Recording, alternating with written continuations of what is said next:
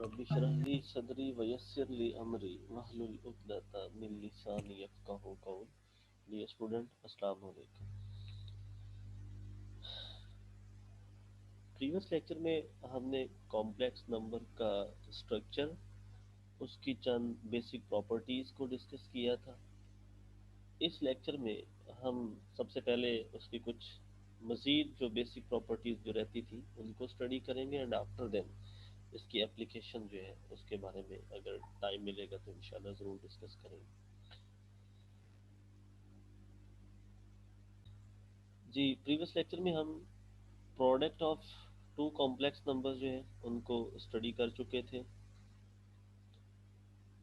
जो कंजुगेट की प्रॉपर्टी थी प्रोडक्ट के लिहाज से कि अगर प्रोडक्ट के ऊपर कंजुगेट आ रहा है तो राइट साइड जो है वो सेपरेटली कंजुगेट लेके दोनों कॉम्प्लेक्स नंबर्स का देन आप उनका प्रोडक्ट हासिल कर सकते हैं और वो सेम वैल्यू देगा आपको।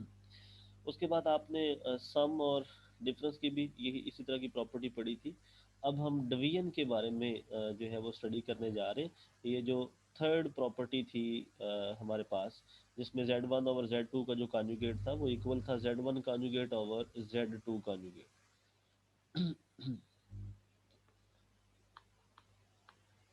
बहुत सिंपल सा है ये, बिल्कुल प्रीवियस मेथड को फॉलो करते हुए हमने दोनों कॉम्प्लेक्स नंबर जो है वो फ्रैक्शनल फॉर्म में लिख लिए। आफ्टर देन जैसे हम ऑलरेडी ये चीज़ सीख चुके हैं कि जब भी डिनोमिनेटर में आयोटा आ जाए तो फिर उसको ख़त्म करने के लिए एक ही प्रोसेस होता है, रैशनलाइजेशन। तो हम उस प्लस की जगह पे साइन चेंज करके माइनस लगा के उसको ऊपर भी लिख दें और उसी को आप नीचे भी लिखने बैठे। ऊपर वाले दोनों कॉम्प्लेक्स नंबर्स को आपस में मल्टीप्लाई करें और नीचे वो फार्मूला बन जाएगा ए प्लस बी इंटू ए माइनस बी हो बेटे, तो ए स्क्वेयर माइनस बी स्क्वेयर वाला। अब ये स्क्वायर अयोटा का भी है और अयोटा स्क्वायर जो है वो चूंकि हमें पता है this one is equal to -1, तो वो माइनस और ये माइनस मिलके फिर डेफिनेटली वो प्लस हो जाएगी। इसी तरह सिंप्लीफिकेशन मजीद जब करेंगे तो जो रियल कंपोनेंट है वो रियल में सम अप होंगे, इमेजिनरी कंपोनेंट इमेजिनरी के साथ। एंड आफ्टर देन हम इसके ऊपर कॉन्जुगेट अप्लाई करेंगे। अब जब कॉन्जुगेट अप्लाई करेंगे तो जस्ट इस अयोटा की साइन चेंज करेंगे, अयोटा की जगह पे माइनस अयोटा जो है वो लिखा जाएगा। जब आप इसकी जगह पे माइनस अयोटा लिखेंगे बेटे तो सिर्फ क्या फ़र्क होगा इसमें, जो प्रीवियस स्टेप में प्लस थी, प्लस की जो साइन थी उसकी जगह पे बेटे माइनस आ जाएगी साइन, तो माइनस अयोटा बन जाएगा जी। और इसमें ये जो लास्ट पे अयोटा है ना, ये बाई मिस्टेक लिखा गया, इसको आप यहाँ से निगलेक्ट कर देंगे जी बेटे। नेक्स्ट हम इसको मज़ीद जो है वो सिंप्लीफाई करते हैं।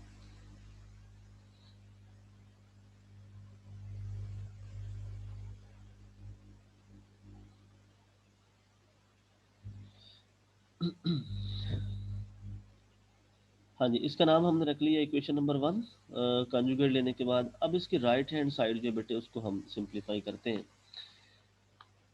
राइट हैंड साइड में क्या करेंगे कि हम फ्रैक्शन ही जो है वो कॉन्जुगेट्स की लेंगे, Z1 का कॉन्जुगेट ओवर Z2 का कॉन्जुगेट। तो Z1 का conjugate a minus B iota और Z2 का कॉन्जुगेट जो है बेटे वो minus D iota. Excuse me sir. 32 row number Fatima बेटे। जी बोलो। सर स्टूडेंट्स कह रहे हैं हमें ऐड कर लें, जी बेटे उन्हें कर प्लीज लिए, ऐड कर लें। कर लिए बेटे, कर लिए, कर लिए। Thank you sir. जी बेटे नेक्स्ट फिर उसी तरह फ्रैक्शनल फॉर्म में चूंकि कॉम्प्लेक्स नंबर आ रहा था तो उसको रैशनलाइज करना है, तो सी माइनस डी अयोटा था, तो डेफिनेटली हम सी प्लस डी अयोटा इधर भी लिखेंगे और नीचे भी लिखेंगे। गुलजार साहब अपना माइक ऑफ करें बेटे। Okay sir. नेक्स्ट बेटे डिनोमिनेटर में जब आप इनको रैशनलाइज कर लेंगे बेटे तो जो ऊपर वाले दोनों नंबर्स हैं कॉम्प्लेक्स नंबर्स, इनको आपस में मल्टीप्लाई करेंगे और जो नीचे वाले हैं बेटे उनके ऊपर वही ए स्क्वेयर माइनस बी स्क्वेयर वाला फार्मूला लगा के इसको सिंप्लीफाई कर लेंगे।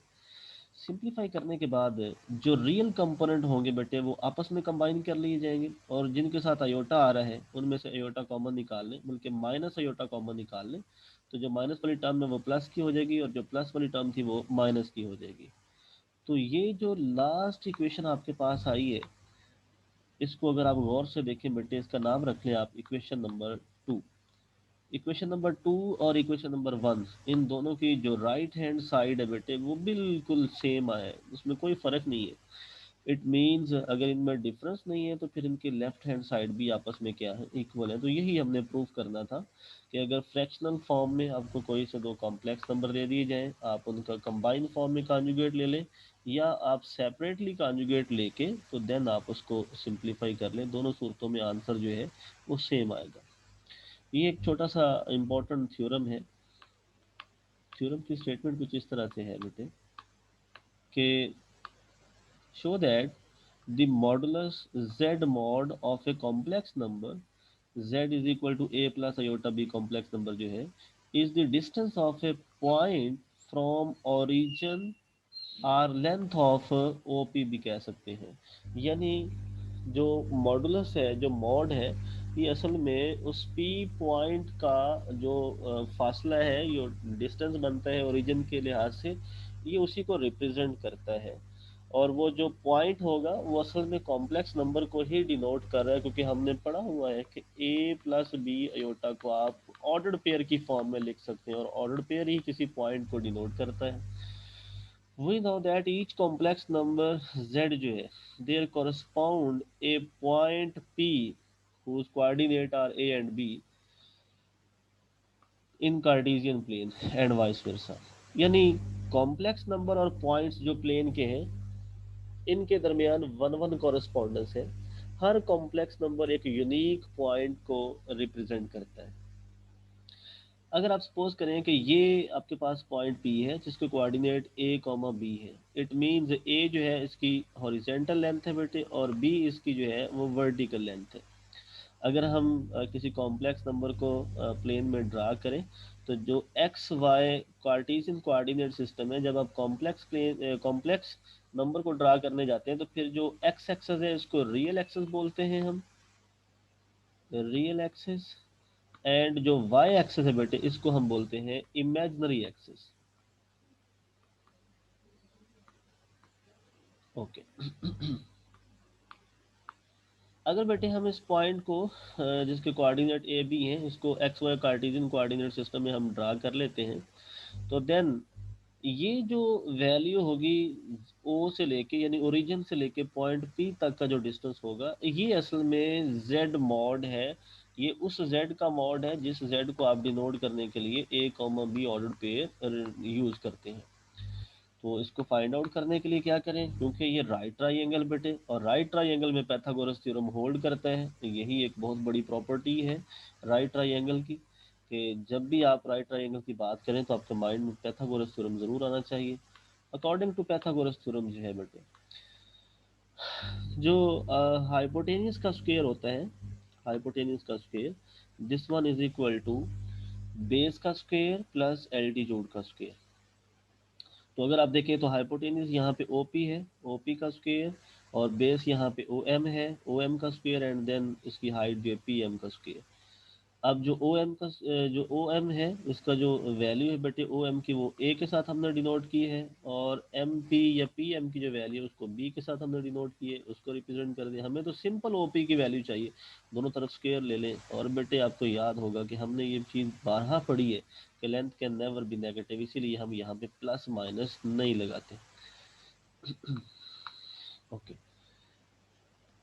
तो इसका मतलब ये हुआ फिर कि जो किसी भी कॉम्प्लेक्स नंबर की जो लेंथ है या जो मॉडुलस है या जो मैग्नीट्यूड है वो एक्चुअल में उस पॉइंट का डिस्टेंस है फ्रॉम द ओरिजिन, जो पॉइंट उस कॉम्प्लेक्स नंबर को रिप्रेजेंट कर रहा होता है।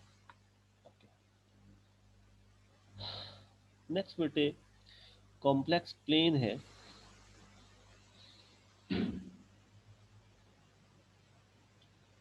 कॉम्प्लेक्स प्लेन को हम नेक्स्ट लेक्चर में डिस्कस करेंगे। हम एक थ्योरम जो है उसको डिस्कस करते हैं आज, और देन इस लेक्चर को हम बेटे ख़त्म कर देंगे। बड़ा इंपॉर्टेंट थ्योरम है। वो थ्योरम हमारे पास बेटे ये है कि अगर Z1 Z2 कोई भी आपके पास कॉम्प्लेक्स नंबर्स हों बेटे, Z1 first complex number consider कर लें और Z2 को सेकंड कॉम्प्लेक्स नंबर कंसिडर कर लें बेटे। देन जो Z1 प्लस Z2 का मॉड है, this mod is less than equal to separately Z1 का मॉड प्लस Z2 का मॉड, और ये ग्रेटर देन होगा Z1 का मॉड माइनस Z2 का मॉड। ये हमने बेटे थ्योरम जो है प्रूफ करना है। यानी Z1 Z2 दोनों कॉम्प्लेक्स नंबर को सम कर लें, देन उनकी मैग्नीट्यूड निकालें। ये मैग्नीट्यूड लेस देन या फिर इक्वल हो सकती है, सेपरेटली दोनों की मैग्नीट्यूड निकाल के उनको सम करें, और ये मैग्नीट्यूड ग्रेटर होगी अगर आप सेपरेटली मैग्नीट्यूड निकाल के उनको माइनस करें। तो इसका प्रूफ बड़ा सिंपल सा, हम लेट कर लेते हैं कि हमारे पास स्टार्ट पे ये चीज़ Z1 प्लस Z2 का मॉड, हम इसका स्क्वायर कंसिडर कर लेते हैं। अब ये हम चीज़ जानते हैं कि किसी भी कॉम्प्लेक्स नंबर के मॉड का जो स्क्वायर है, एक्चुअल में वो वही कॉम्प्लेक्स नंबर साथ उसका कॉन्जुगेट होता है, वही कॉम्प्लेक्स नंबर और साथ उसका कॉन्जुगेट होता है। यानी अगर z मॉड का square it means z into Z conjugate, फिर ये z मॉड का स्क्वायर बने, तो फिर हम यहाँ पे भी यही काम करेंगे कि जो Z1 Z प्लस Z2 के मॉड का स्क्वायर है, this one is equal to, एक दफ़ा इनको सिंपल प्लस में लिख दें और दूसरी दफ़ा प्लस में लिखने के बाद इसके ऊपर कॉन्जुगेट अप्लाई करें। यानी वो जो भी मॉड के अंदर कॉम्प्लेक्स नंबर था, एक दफ़ा वो complex number as it is आएगा और एक दफ़ा उसके ऊपर कॉन्जुगेट आएगा। और ये थ्योरम अभी अभी हमने स्टडी की है कि अगर दो कॉम्प्लेक्स नंबर, अगर कोई दो कॉम्प्लेक्स नंबर आपके पास बेटे सम हो रहे हैं, तो देन आप अगर उसके ऊपर कॉन्जुगेट अप्लाई कर रहे हैं तो बड़ा सिंपल सा है बेटे, आप कंबाइन फॉर्म में भी कॉन्जुगेट अप्लाई किया जा सकता है या सेपरेटली भी उनके ऊपर बेटे कॉन्जुगेट को अप्लाई किया जा सकता है। तो हमने वो जो कंबाइन फॉर्म थी उसको सेपरेट कर दिया बेटे, Z1 का मॉड, क्योंकि ये दोनों साइड्स आपस में इक्वल हैं तो हम उनकी जगह पर रिप्लेसमेंट कर सकते हैं। आफ्टर देन, अब फर्स्ट ब्रैकेट के अंदर भी ये कॉम्प्लेक्स नंबर ही है और सेकंड के अंदर एक भी बात कॉम्प्लेक्स पूछनी नंबर है। जी उसामा बेटे, आप कुछ पूछना चाह रहे थे? सर, ये कैसे, मतलब कि जब हम और का स्क्वायर ओपन करेंगे तो एक दफा कॉम्प्लेक्स और एक दफा कॉन्जुगेट आएगा। हाँ जी बेटे। मैं पूछ रहा हूँ ये कैसे आएगा जी कि बेटे। जब हम और का स्क्वायर ओपन करते हैं तो एक दफा का हमारे पास रियल नंबर और एक दफा इमेजिनरी। जी बेटे, देखिए ज़रा मैं इसको आपको वेरीफाई करके देता हूँ। देखिए ज़रा, इन जनरल हम करते हैं बेटे, फिर वहाँ से आप इसको स्पेसिफिक कर सकते हैं। हमारे पास कोई भी एक कॉम्प्लेक्स नंबर हमने लेट कर लिया, z is equal to A plus iota B. ठीक बेटे, इसका हम ले लेते हैं conjugate, this one is equal to A minus iota B. Okay, अब हम सबसे पहले z का मॉड कैलकुलेट करते हैं। z mod is equal to a का स्क्वायर प्लस इमेजिनरी कंपोनेंट का स्क्वायर, ऊपर इसके बेटे स्क्वायर रूट आ गया, दोनों तरफ बेटे स्क्वायर अप्लाई कर दो, ये बन गया z मॉड का स्क्वायर इज इक्वल टू, जब राइट साइड का स्क्वायर अप्लाई करेंगे ना तो ये स्क्वायर रूट कैंसिल आउट होके ए स्क्वायर प्लस बी स्क्वायर आ जाएगा। इसका नाम रख लेते हैं इक्वेशन नंबर 1। जी उसामा बेटे, यहाँ तक ठीक है, क्लियर है यहाँ तक? जी सर, यहाँ तक क्लियर है। ओके, अब हम क्या करते हैं, अब हम Z1,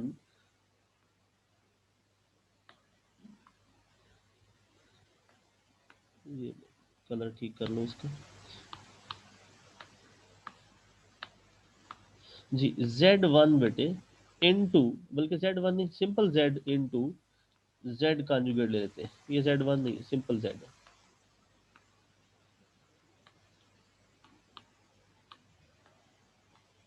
हाँ जी, Z into Z conjugate, this one is equal to, Z की वैल्यू बेटे आपके पास ये लिखी हुई है A plus iota B, Z conjugate की वैल्यू भी बेटे आपके पास लिखी हुई है, वो है A माइनस अयोटा बी। दोनों को मल्टीप्लाई कर लो बेटे, ये A को A से मल्टीप्लाई किया तो ए स्क्वायर बन गया, ए को माइनस अयोटा बी से मल्टीप्लाई किया तो माइनस ए बी अयोटा बन गया।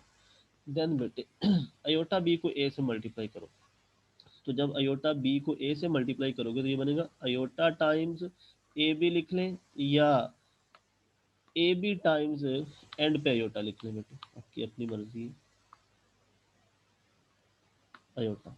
एंड आफ्टर देन बेटे आप अयोटा बी को माइनस अयोटा बी से मल्टीप्लाई करेंगे तो ये माइनस बी, बी से मिलेगा बी स्क्वेयर, अयोटा अयोटा से मिलेगा बेटे अयोटा का स्क्वेयर। ओके, नेक्स्ट ये बना बेटे ए स्क्वेयर। अब ये टर्म और ये टर्म जो है ये तो दोनों सेम है, एक के साथ प्लस साइन एक के साथ माइनस साइन, ये कैंसिल आउट होगी। माइनस बी स्क्वेयर और अयोटा स्क्वेयर बेटे आपको पता है -1 होता है। इट मीन्स ये a square minus minus plus b square, this one is equal to z into Z conjugate. इसका नाम रखें इक्वेशन नंबर 2। बेटे इक्वेशन नंबर 2 को जरा गौर से देखें और इक्वेशन नंबर 1 को गौर से देखें, इनकी राइट साइड आपस में तो इक्वल नहीं है। क्या ख्याल है सामा? जो इक्वेशन 1 हमने कैलकुलेट की है उसकी राइट साइड भी a square plus b square है, और जो इक्वेशन 2 कैलकुलेट की है उसकी राइट साइड भी a square plus b square. It mean दोनों की राइट साइड इक्वल है। अगर राइट साइड बेटे इक्वल हो किसी कोई दो इक्वेशंस की, तो उनकी फिर लेफ्ट साइड के बारे में तो कोई अबहाम रहता ही नहीं है। इट मीन जी जेड सर। मॉड का स्क्वायर जो है वो जेड इंटू जेड कॉन्जुगेट के ही बराबर है बेटे। क्लियर बेटे? जी सर। मेरे ख्याल में आप पिछले लेक्चर में नहीं थे शायद, ऐसे ही नहीं है। सर, पिछले लेक्चर में। जी सर। हाँ, ये पिछले लेक्चर में बेटे हम थ्योरम करके आए हैं छोटा सा। चले खैर कोई बात नहीं, अगर कोई चीज़ ना समझ आए तो आप बेटे पूछ सकते हैं। ओके, हम अपने काम की तरफ आते हैं बेटे। जी, Z1 प्लस Z2 का जो मॉड है उसको हमने उसका स्क्वायर कंसिडर किया। स्क्वायर कंसिडर करने के बाद हमने ये देखा कि जब भी Z मॉड का स्क्वायर लिया जाए वो Z और Z कॉन्जुगेट के इक्वल होता है। तो हमने एक दफ़ा वैसे लिख ली है, एक दफ़ा कॉन्जुगेट के साथ लिख ली है। और कॉन्जुगेट की प्रॉपर्टी पढ़ा है बेटे हम कि अगर दोनों का सम है कॉम्प्लेक्स नंबर का और उसके ऊपर होल के ऊपर कॉन्जुगेट है तो आप सेपरेटली कॉन्जुगेट अप्लाई कर सकते हैं। हमने दोनों के ऊपर कॉन्जुगेट जो है वो सेपरेट कर दिया। देन बेटे सिंपल मल्टीप्लिकेशन, Z1 कॉन्जुगेट आ गया, फिर Z1 Z2 कॉन्जुगेट आ गया, देन Z2 Z1 कॉन्जुगेट आ गया, और लास्ट में बेटे Z2 Z2 कॉन्जुगेट आ गया।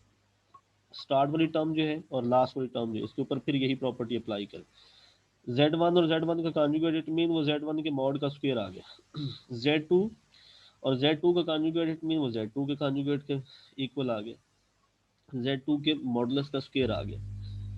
एक चीज़ और बेटे यहाँ पे ये एक और रिजल्ट है, ये रिजल्ट है कि Z1 इंटू Z2 का conjugate plus Z2 into Z1 का conjugate, this one is equal to 2 times of real component Z1 into Z2 का कॉन्जुगेट। ये आपने वेरीफाई भी करना है बेटे। और इसमें सिंपल आप क्या करेंगे, दो कॉम्प्लेक्स नंबर आप Z1 और Z2 लें, उन दोनों के जो है वो कॉन्जुगेट फाइंड आउट करें। देन बेटे Z1 इंटू Z2 का conjugate and Z2 into Z1 का कॉन्जुगेट, दोनों को सम अप करें, आपको ऑटोमेटिकली पता चल जाएगा कि वहाँ से अयोटा वाली सारी टर्म्स कैंसिल आउट हो जाएंगे, सिर्फ इनका रियल कंपोनेंट और साथ उसके 2 आ जाएगा। 2 टाइम्स ऑफ रियल कंपोनेंट, हमने डायरेक्ट इन दोनों की जगह पे वो रिजल्ट यूज कर लिया बेटे। यहाँ से आगे एक बड़ी इंपॉर्टेंट बात जो है वो हम इंट्रोड्यूस करवाने जा रहे हैं। वो बात क्या है बेटे?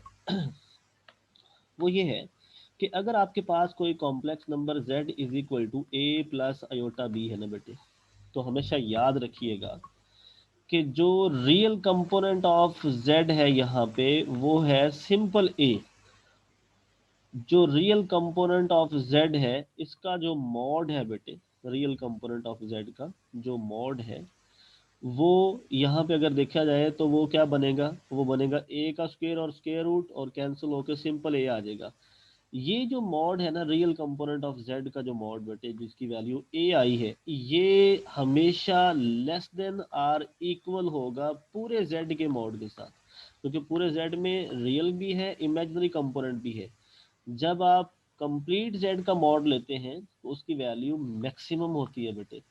अब ये इक्वल वाला सीन कहाँ से आ गया, किस सूरत में ये दोनों आपस में इक्वल हो सकते हैं कि जो रियल कंपोनेंट का मॉड है वो और जो कंप्लीट z है उसका जो मॉड है, ये दोनों आपस में बेटे सिर्फ एक ही सूरत में इक्वल हो सकते हैं, जब आपके पास जो कॉम्प्लेक्स नंबर है वो ओनली रियल नंबर हो। देन आप z का मॉड ले लें या रियल ऑफ z का मॉड ले लें बेटे, दोनों सूरतों में आंसर सेम मिलेगा आपको।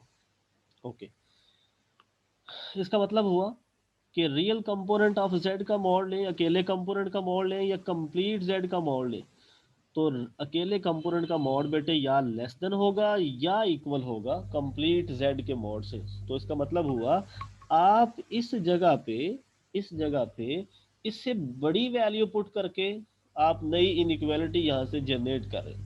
जब आप इस रियल z1 z2 के मॉड की जगह पे इनका होल मॉड लिख देंगे बेटे, तो होल मॉड जो है वो वैल्यू ग्रेटर होगी, ये सिर्फ एक कंपोनेंट की वैल्यू है बेटे, ये कम होगी।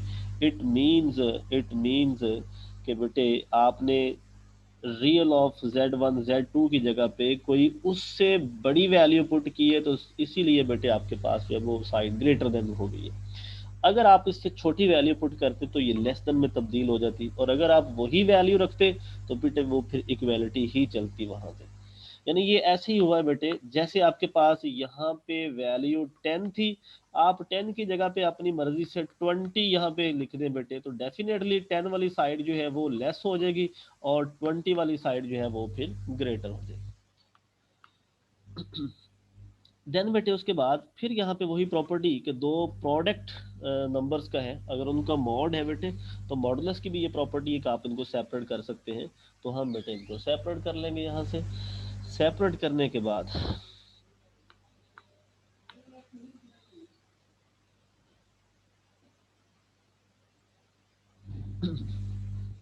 हाँ जी, मॉडुलस की फॉर्म में एक और प्रॉपर्टी है बेटे, उसको भी आपने ज़हन-नशीन कर लेना है, क्योंकि ये रिजल्ट जो है, जो छोटे छोटे रिजल्ट्स हमने यूज़ करने बेटे, इनको आप खुद से वेरीफाई करेंगे। ये सारी वो चीज़ें हैं जो हम लोग बीएससी में बल्कि एफएससी लेवल तक हमें ये कर लेनी चाहिए। लेकिन खैर फिर भी अगर आपसे कोई चीज़ वेरीफाई नहीं होगी तो आप मुझे बताएंगे बेटे।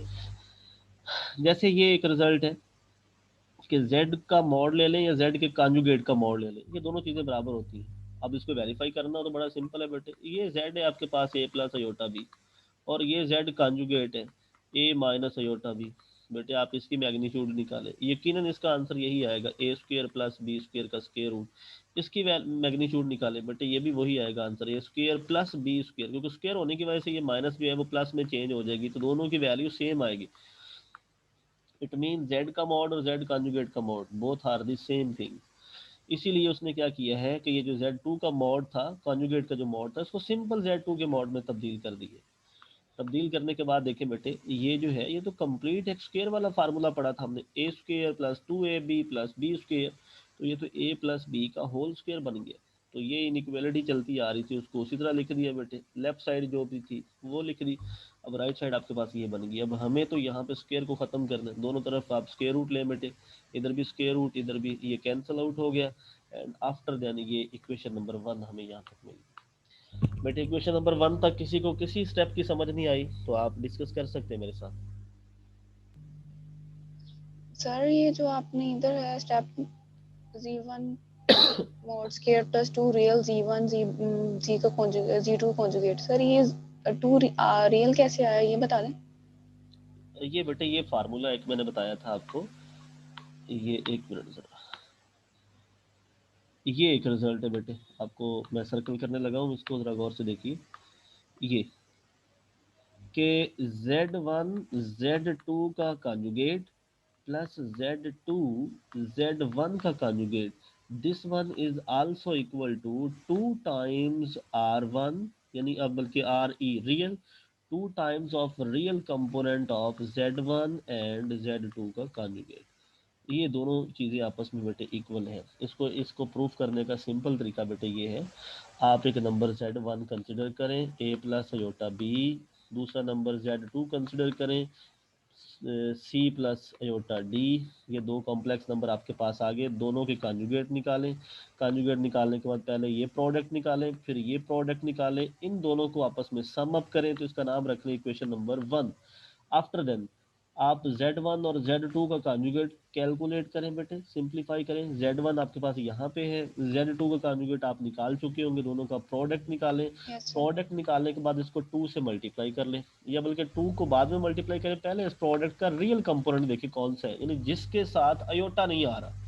फर्ज करें आपके पास वो आ जाता है a प्लस सी, अब इसके साथ 2 से मल्टीप्लाई करें, इसका नाम रख लें इक्वेशन नंबर 2। अगर ये इक्वेशन 2 और इक्वेशन 1 का आंसर आपस में इक्वल है, इट मीन्स बेटे डायरेक्ट आप इन दोनों की जगह पे ये लिख सकते हैं। अगर ये इक्वल नहीं है तो फिर आप नहीं लिख सकते।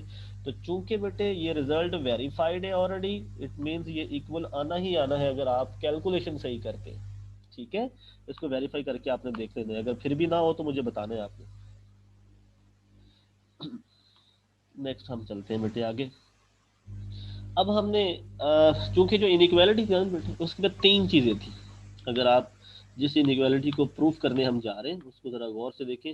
उसमें एक ये चीज़ थी बेटे, इसका रिलेशन एक तो इसके साथ था और एक इसी का रिलेशन जो है बेटे वो इस माइनस वाले फैक्टर के साथ था।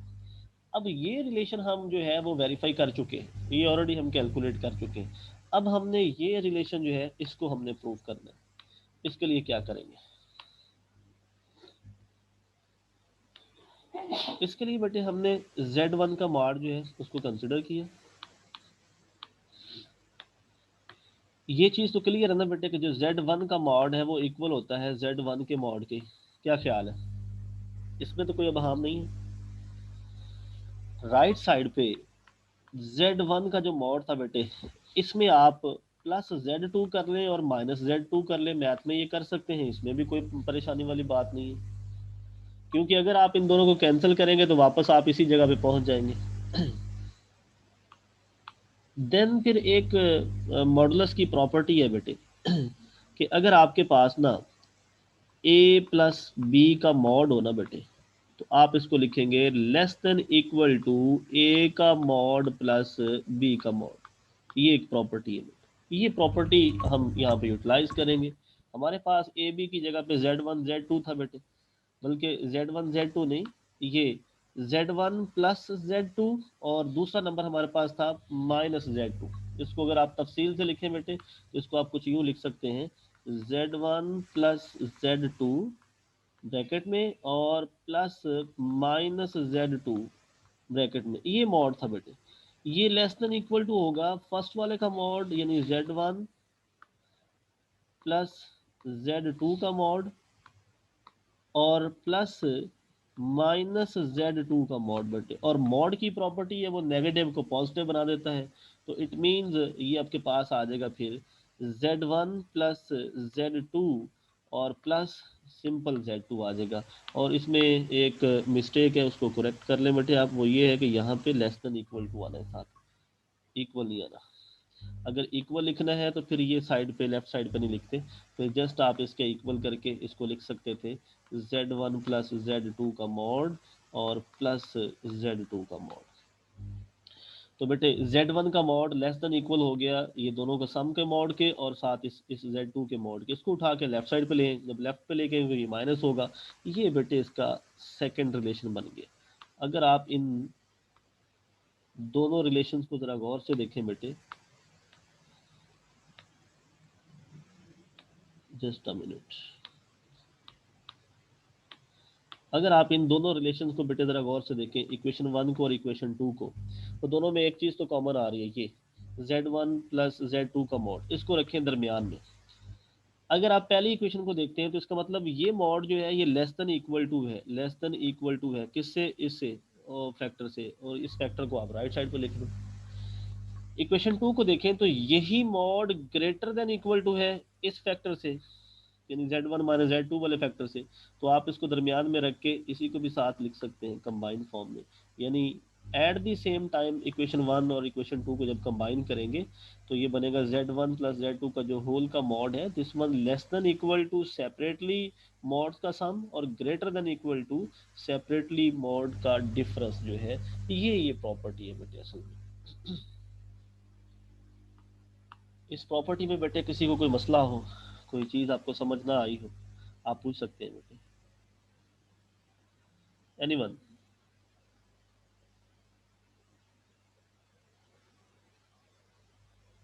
क्लियर है बेटे सबको?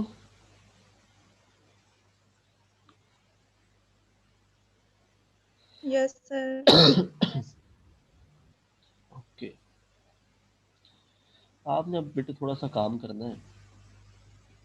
ये डायग्राम के तहत भी इसको सेकंड मेथड जो है जिससे हमने प्रूव किया है इसको ये इसके ऊपर डिटेल के साथ किया हुआ है, मैं थोड़ा सा एक्सप्लेन कर देता हूँ और इसको आपने बेटे जो है खुद से सिंप्लीफाई करने की कोशिश करनी है। हमारे पास 2 कॉम्प्लेक्स नंबर्स हैं बेटे। एक हमारे पास Z1 है, उसको हमने डिनोट कर दिया ये O से A जो लाइन है। अब चूंकि Z1 complex number A comma B यानी A प्लस B योटा था, तो हमने वही कंपोनेंट इसके यूज़ कर ली। दूसरा कॉम्प्लेक्स नंबर हमारे पास था Z2, उसका ओरिजिन से जो फासला था वो ये कुछ बनता था पॉइंट B तक, और उसके कंपोनेंट हमने C और D रख लिए। लॉ ऑफ पैरेललोग्राम के तहत हमने इसको कंप्लीट करना है, या हेड टू टेल रूल भी कह सकते हैं, कि हम इस जो सेकंड वेक्टर है इसको यहाँ से हम उठाएंगे बेटे और फर्स्ट के हेड के साथ इसको अटैच कर देंगे, ये वही Z2 है आपका। और फिर फर्स्ट वेक्टर की टेल से आखिरी वेक्टर के हेड तक जो है हम एक रिजल्टेंट वेक्टर ड्रा करेंगे, और ये रिजल्टेंट वेक्टर Z1 और Z2 का सम ही होगा।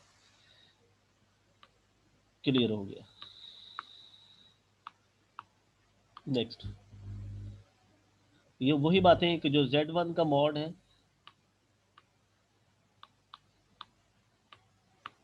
जो Z1 का मॉड है वो ये OA से आपने डिनोट किया था, जो Z2 का मॉड है वो OB से डिनोट किया था, और जो Z1 प्लस Z2 का टोटल लेंथ बनती है वो ये OC से रिजल्टेंट के तौर पे आपने जो है वो सम अप की डिनोट किया था। अगर आप ट्रायंगल में चले जाएं, इन ट्रायंगल OAC, ये O है, ये A है और यहाँ पे ये C है, ये वाली वो ट्रायंगल है जिसकी वो बात कर रहे हैं बेटे। अगर कहते हैं इस ट्रायंगल में देखें आप, तो OA जो साइड है ये प्लस AC जो साइड है, दोनों का जो सम है ना वो हमेशा ग्रेटर देन ही होगा OC जो उसका रिजल्टेंट है उससे। एक पॉसिबिलिटी होती है इसमें जब ये इक्वल आता है बेटे, जब ये दोनों का मतलब O से A और A से B का फासला एग्जैक्टली इक्वल होता है O से C तक, ये सिर्फ एक ही पॉसिबिलिटी होती है जब ये तीनों कोलिनियर पॉइंट्स होते हैं, और उसकी वो दूसरी पॉसिबिलिटी वो नीचे जाके डिस्कस करेगा।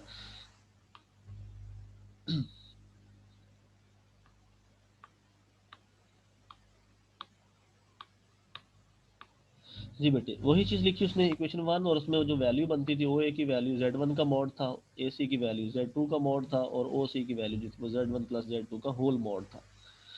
अच्छा, फॉर कोलिनियर पॉइंट्स, जब वो पॉइंट्स कोलिनियर होंगे यानी एक ही लाइन पे होंगे, ये आपके पास A है,